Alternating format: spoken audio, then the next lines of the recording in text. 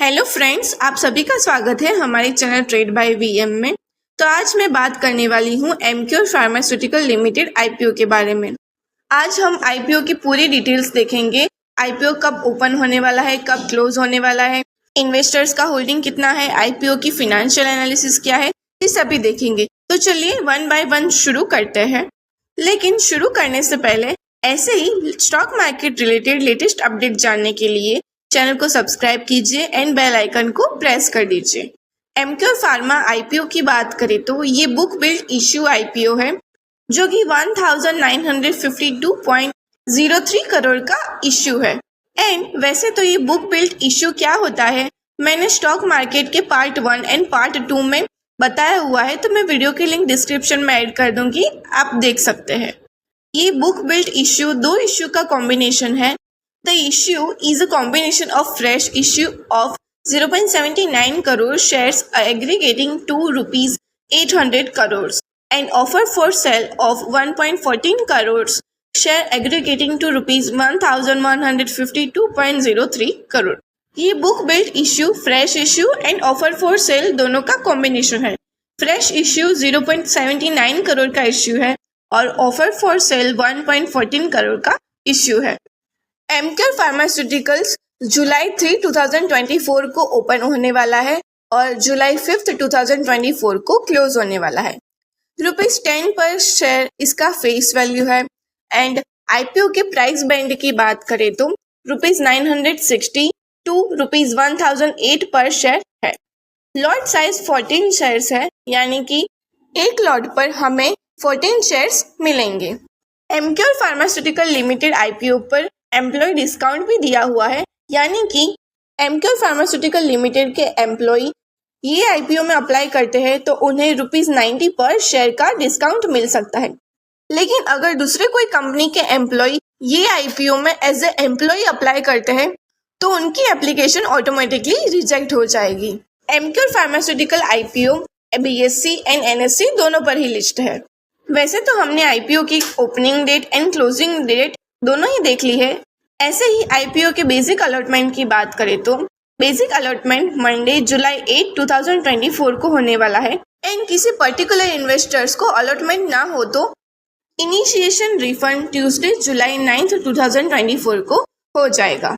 और जिस इन्वेस्टर्स को शेयर अलॉट हुए हैं उनको उनके पर्टिकुलर शेयर्स अपने डीमेट अकाउंट में क्रेडिट हो जाएंगे ट्यूसडे जुलाई 9, 2024 को। एमक्योर फार्मास्यूटिकल आईपीओ के लिस्टिंग डेट वेडनेसडे जुलाई 10, 2024 है। बेसिकली हम 5 जुलाई 2024 के 5 PM तक हम इस आईपीओ में अप्लाई कर सकते हैं। रिटेल इन्वेस्टर में मिनिमम एक लॉट पर 14 शेयर्स मिलते हैं और हमें ₹14,112 पे करने रहते हैं। और रिटेल मैक्सिमम में 14 स्लॉट पर हमें 196 शेयर्स मिलते हैं, उस पर हमें ₹1,97,568 पे करने रहते हैं। लेकिन अगर आईपीओ ओवर सब्सक्राइब होता है, यानी कि 100% सब्सक्राइब होता है या फिर 1x सब्सक्राइब होता है, तो रिटेल कैटेगरी में हम कितने भी लॉट्स अप्लाई करें, यानी कि 12, 13 या 14, लेकिन इस पर्टिकुलर सिचुएशन में रिटेल कैटेगरी में सिर्फ एक ही लॉट अलॉट होता है और दूसरे लॉट के पैसे हमें रिफंड हो जाते हैं। SHNI मिनिमम में 15 लॉट्स है जिसमें 210 शेयर्स मिलेंगे, उस पे ₹2,11,680 पे करने रहेंगे। SHNI मैक्सिमम में 70 लॉट्स होंगे जिसमें 980 शेयर्स मिलेंगे, जिस पर ₹9,87,840 पे करने रहेंगे। BHNI मिनिमम में 71 लॉट्स रहेंगे जिसमें 994 शेयर्स होंगे, उसमें ₹1,01,952 पे करने रहेंगे। एमक्योर फार्मा आईपीओ की प्रोमोटर होल्डिंग देखें तो प्री इश्यू होल्डिंग 98.90% है। अब ये तो हुई आईपीओ के डिटेल्स की बात। ऐसे ही एमक्योर फार्मास्यूटिकल लिमिटेड की बात करें तो एमक्योर फार्मास्यूटिकल्स एक इंडियन फार्मास्यूटिकल कंपनी है जो कि ईयर 1981 में इनकॉर्पोरेट हुई थी। ये कंपनी डेवलप एंड मैन्युफैक्चर करती है एंड सिर्फ इंडिया में ही नहीं लेकिन ग्लोबली भी फैली हुई है। एमक्योर फार्मास्यूटिकल्स के फिनेंशियल एनालिसिस देखें तो रेवेन्यू साल भर साल बढ़ते जा रहे हैं जो कि ईयर 2022 में 5,918.86 करोड़ थे, जो कि मार्च 2023 में बढ़कर 6,031.72 करोड़ हो गए हैं। जो कि फिलहाल मार्च 2024 की बात करें तो एमक्यू फार्मास्यूटिकल्स के रेवेन्यू 6,715.24 करोड़ हो गए हैं। एमक्यू फार्मास्यूटिकल लिमिटेड की ROE 16.90% है एंड ROC 19.37% है। वैसे तो हमने overall MQ pharmaceutical limited IPO की सभी डिटेल्स देख ली है, लेकिन हमें ये भी जानना चाहिए कि एमक्यू फार्मास्यूटिकल लिमिटेड IPO क्यों ला रही है। तो चलिए इसके ऑब्जेक्ट्स देखते हैं।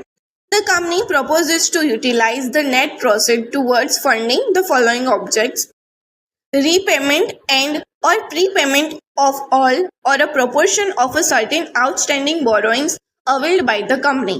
फर्स्ट ऑब्जेक्ट की बात करें तो एमक्यू फार्मास्यूटिकल लिमिटेड ने जिस कंपनी से फंड बोरो किए हैं उन सभी को रीपेमेंट कर देगी या प्रीपेमेंट कर देगी। सेकेंड, जनरल कॉर्पोरेट पर्पस के लिए एमक्यू फार्मास्यूटिकल लिमिटेड IPO ला रही है।